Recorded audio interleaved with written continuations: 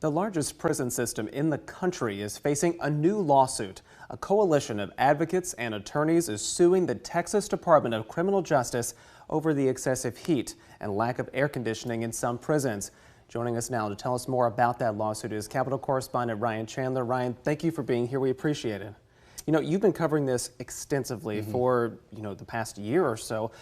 What is the main complaint coming from these plaintiffs?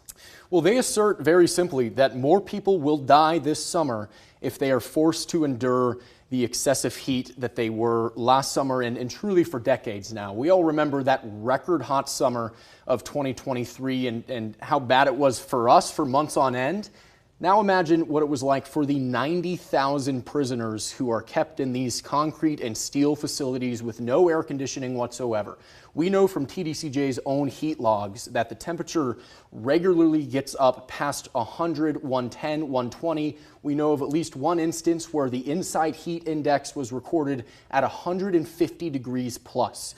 So these are objectively dangerous levels of heat that they often do not have any recourse from.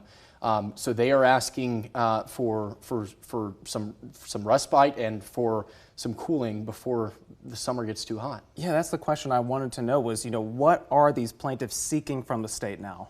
So there have been incremental changes that have dealt with mandatory AC for elderly or sick prisoners in the past.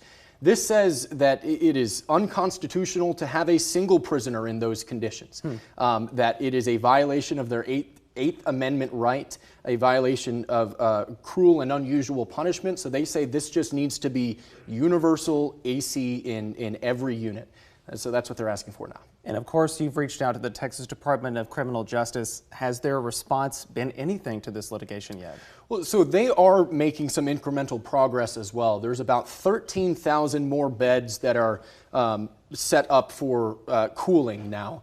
There's about 45,000 beds, I believe, right now out of about 132,000 prisoners that have air conditioning.